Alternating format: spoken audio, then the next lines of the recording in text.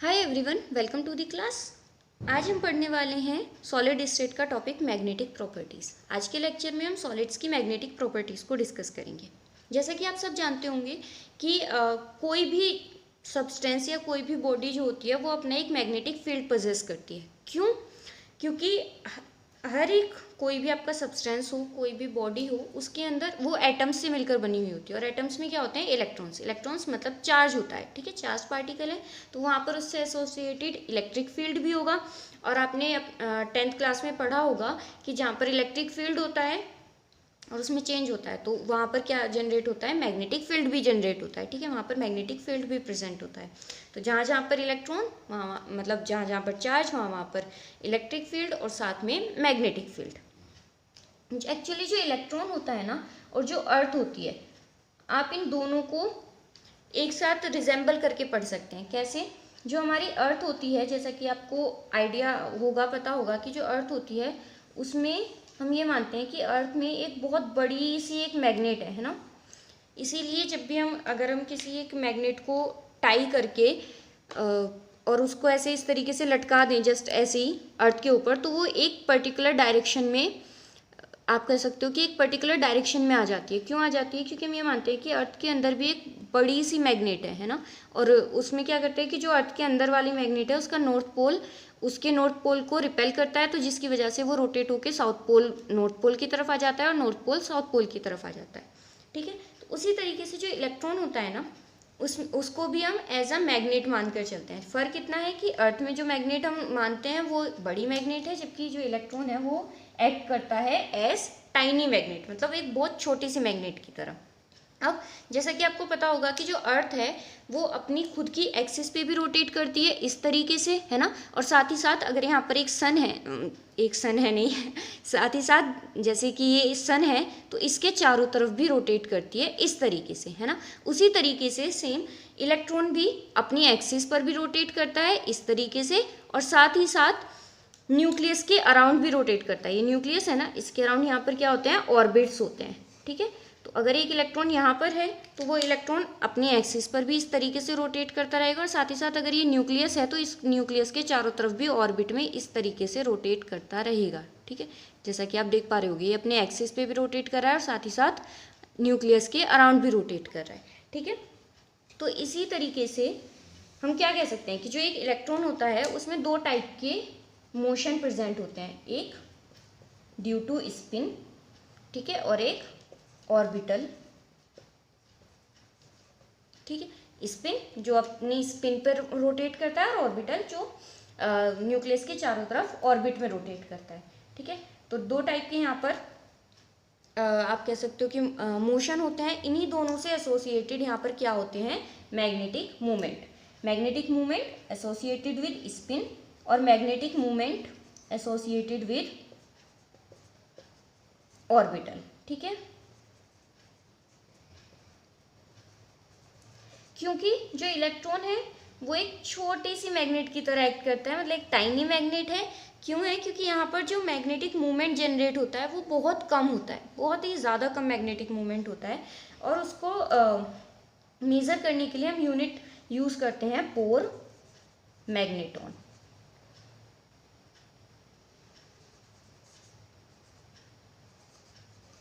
Denote करते हैं mu B से, ठीक है। यहाँ पर बोर जो है वो साइंटिस्ट थे, उनके नाम से आया है। तो किस यूनिट में हम मेजर करते हैं मैग्नेटिक मूवमेंट को? Bore magneton. ये यूनिट छोटे मैग्नेटिक मूवमेंट को मेज़र करने के लिए यूज़ की जाती है, ठीक है। क्योंकि इलेक्ट्रॉन जो है वो टाइनी मैग्नेट की तरह एक्ट करते हैं, मतलब वो छोटा सा, बहुत थोड़ा सा आप कह सकते हो मैग्नेटिक फील्ड प्रोड्यूस कर पाता है, इसीलिए उसको मेज़र हम किस में करते हैं? बोर मैग्नेटॉन में। ये मैग्नेटिक फील्ड को मेज़र करने की यूनिट है, मैग्नेटिक मूवमेंट को, ठीक है। तो इतना तो क्लियर हो गया कि हाँ, एक जो इलेक्ट्रॉन है उसके अंदर magnetic movement, that means magnetic field, that means magnetic properties तो होती ही होती हैं। अब एक साइंटिस्ट हुए फैराडे, ठीक है। उन्होंने मैग्नेटिक प्रॉपर्टीज के बेसिस पर सॉलिड्स थे या जो सब्सटेंसेस थे उनको 3 पार्ट्स में कैटेगराइज किया। First one is paramagnetic substances, second one is diamagnetic substances and third one is ferromagnetic substances. अब इनके बारे में डिटेल में पढ़ते हैं कि ये एक्चुअली होते क्या हैं।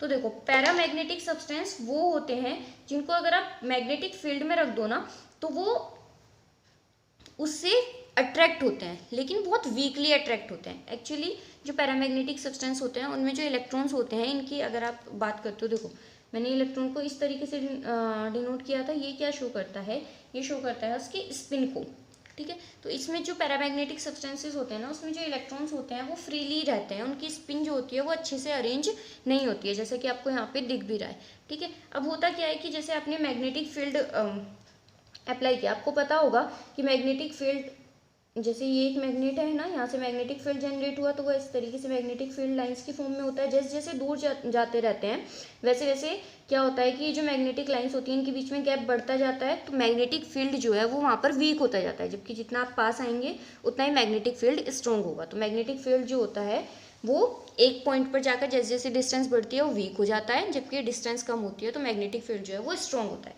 तो जो पैरामैग्नेटिक सब्सटेंसेस होते हैं ये क्या इनका क्या होता है कि पहला पॉइंट कि ये वीकली अट्रैक्ट होते हैं मैग्नेटिक फील्ड से, मतलब अगर आप इनको ले जाकर मैग्नेटिक फील्ड में रख दो तो ये उस मैग्नेटिक फील्ड से अट्रैक्ट होंगे, ये उसकी तरफ को मूव करेंगे, लेकिन वीकली अट्रैक्ट होंगे। ऐसा नहीं है कि बहुत ज़्यादा अट्रैक्ट हो जाएंगे एकदम बहुत तेज़ी से, जो भी जहाँ से भी आप मैग्नेटिक फील्ड जनरेट कर रहे हो वहाँ पर जाकर बिल्कुल स्टिक कर जाएंगे, ऐसा नहीं है, वीकली अट्रैक्ट होंगे, ठीक है। अगर आपने कोई एक मैग्नेट रखी हुई है तो उसके पास को तो जाएंगे और बहुत ज़्यादा नहीं है, ऐसा नहीं है कि बहुत तेज़ी से अट्रैक्ट होंगे, थोड़ा बहुत मोशन वो शो करेंगे।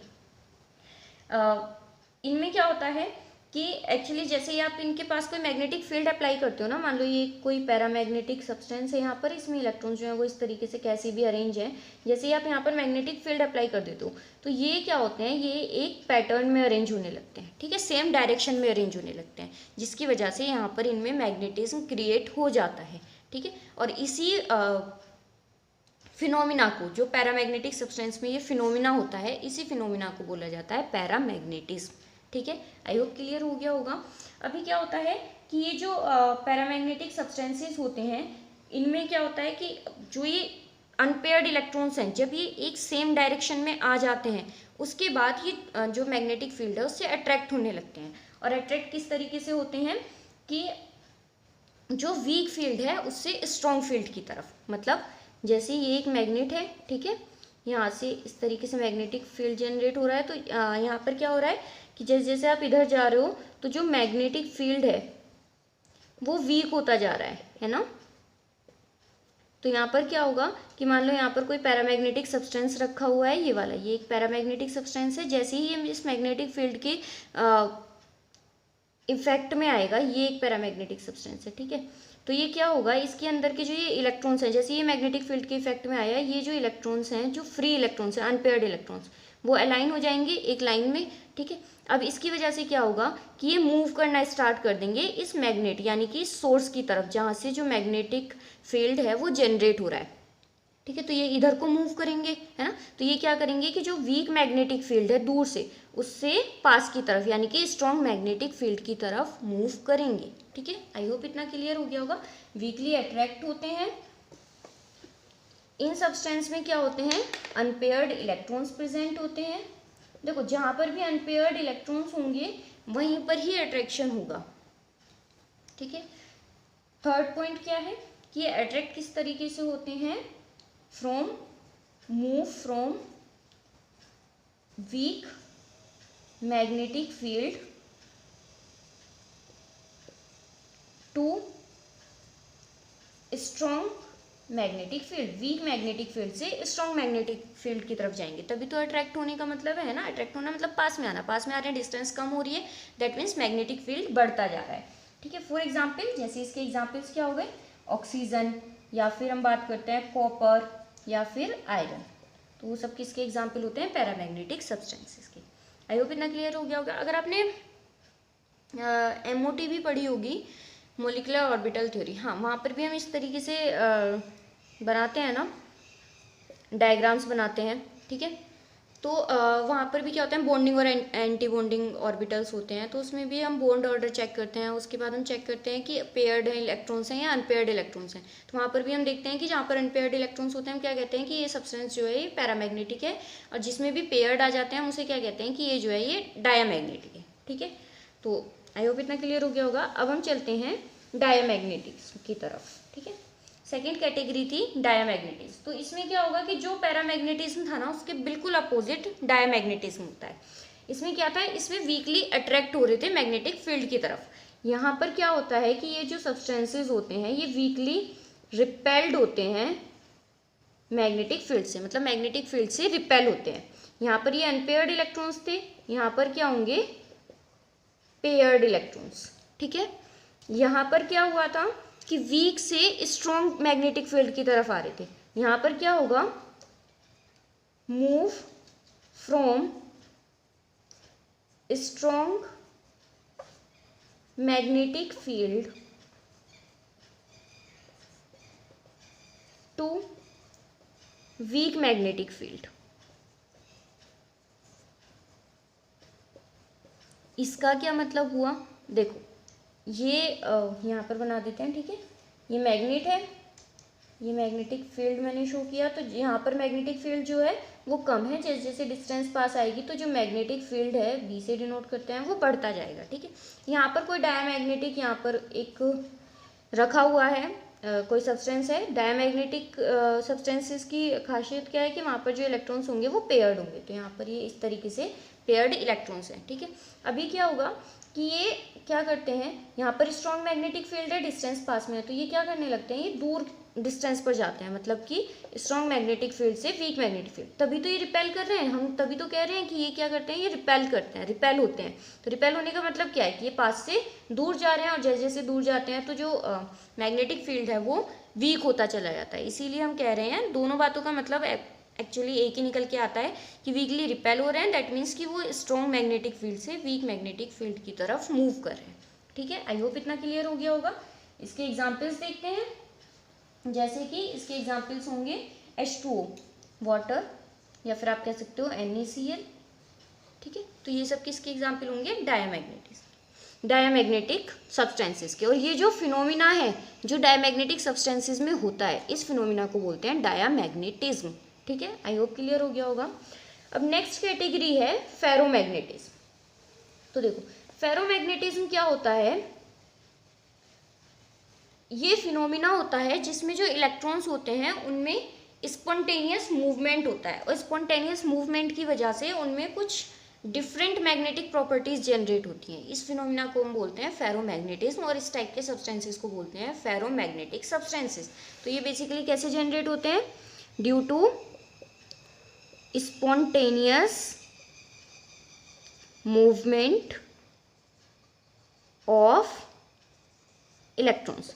एक्चुअली अगर आप देखो ना तो पैरामैग्नेटिक सब्सटेंसेस और फेरोमैग्नेटिक सब्सटेंसेस ये एक दूसरे से रिलेटेड है। जब हम फेरोमैग्नेटिक सब्सटेंसेस के लिए टेम्परेचर बहुत ज़्यादा हाई कर देते हैं तो वो किस में कन्वर्ट हो जाते हैं, पैरामैग्नेटिक सब्सटेंसेस में।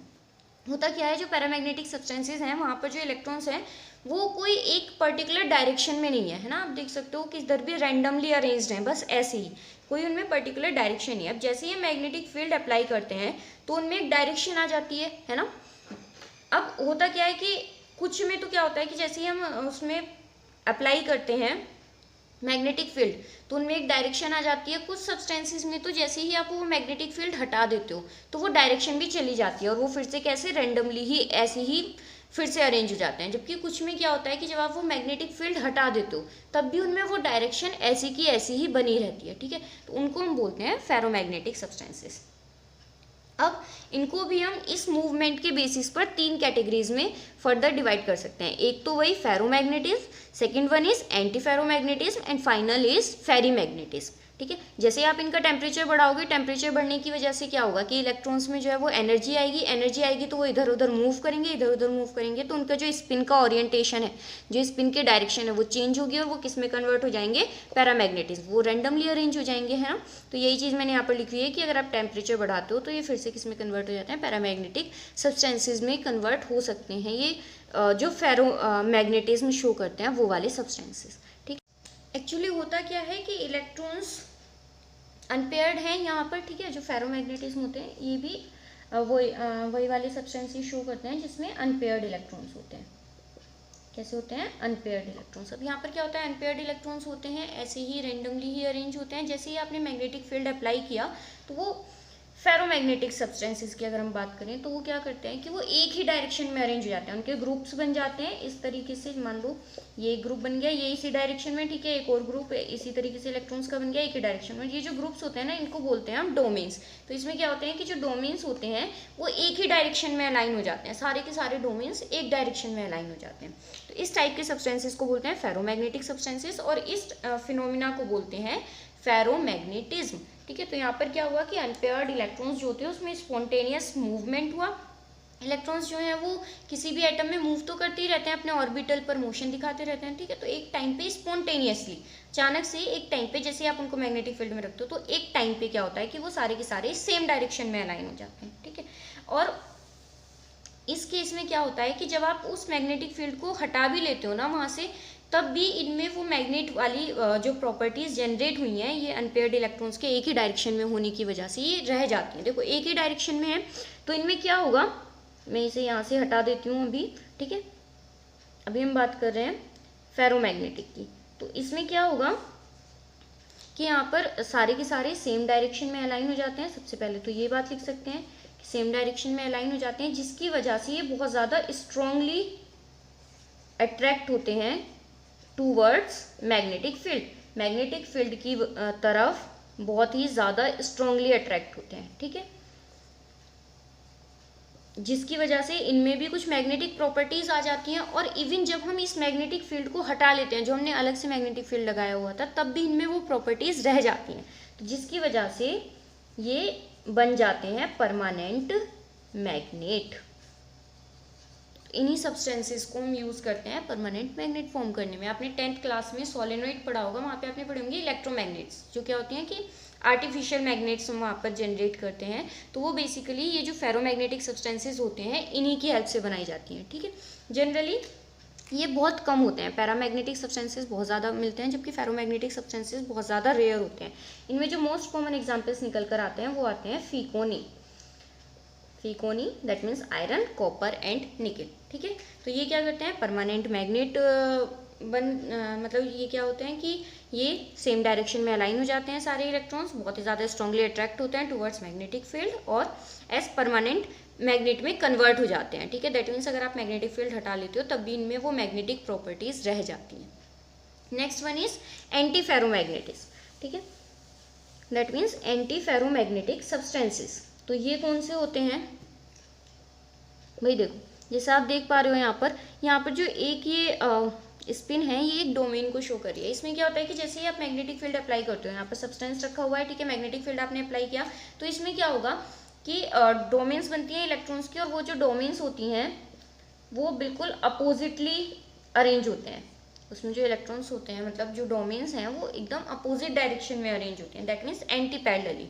तो इससे क्या होता है कि ये जो एक डोमेन का इम्पैक्ट है वो पूरा कैंसिल आउट हो जाता है दूसरे डोमेन के इम्पैक्ट से। जैसा डायमैग्नेटिक में हो रहा था, इसमें तो एक इलेक्ट्रॉन, क्योंकि इलेक्ट्रॉन्स जो थे वो पेयर थे, तो एक इलेक्ट्रॉन ही दूसरे इलेक्ट्रॉन को कंप्लीटली कैंसिल आउट कर रहा था। जबकि यहाँ पर क्या होता है कि एक पूरा का पूरा डोमेन जो है वो दूसरे पूरे डोमेन के इम्पैक्ट को कैंसिल आउट कर देता है, क्योंकि इनकी जो डायरेक्शन होती है वो अपोजिट होती है। अच्छा, एक चीज़ और मैं आपको बताना भूल गई, चलो पहले एंटी फेरोमैग्नेटिज्म कंप्लीट करते हैं, उसके बाद में बताती हूँ। तो यहाँ पर क्या होता है कि जो डोमेन्स होती हैं वो एंटी पैरेलली अरेंज होती हैं। कैसे अरेंज होती हैं, arrange anti parallelly, anti parallel direction, arrange in anti parallel direction, ठीक है। इसका एग्जाम्पल हो गया जैसे कि MnO, ठीक है।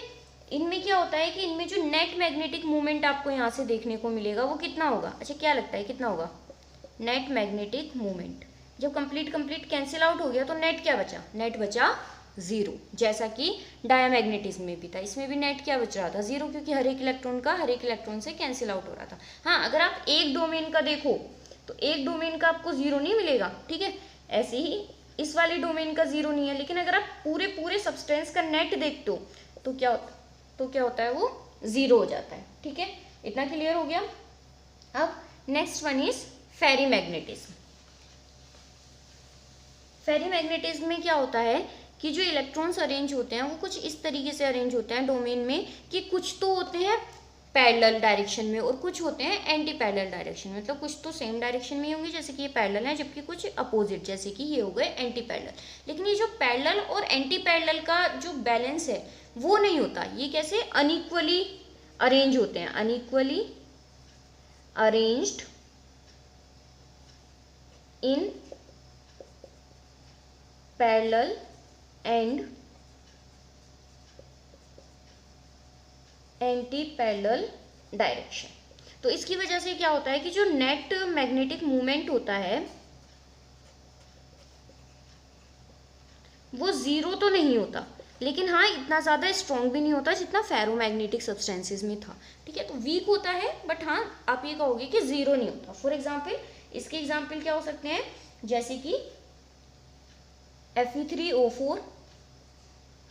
ठीक है, उसके अलावा मतलब जो भी आप कह सकते हो कि फेरिटिस होते हैं M2+ वाले फॉर्मूले की, जैसे कि ZnFe2O4 और इस टाइप के। ठीक है, जो भी सब्सटेंसेस होंगे वो सब क्या होते हैं, फेरी मैग्नेटिक सब्सटेंसेस होते हैं, और जो फिनोमिना ये शो करते हैं उस फिनोमिना को बोलते हैं फेरी मैग्नेटिज्म।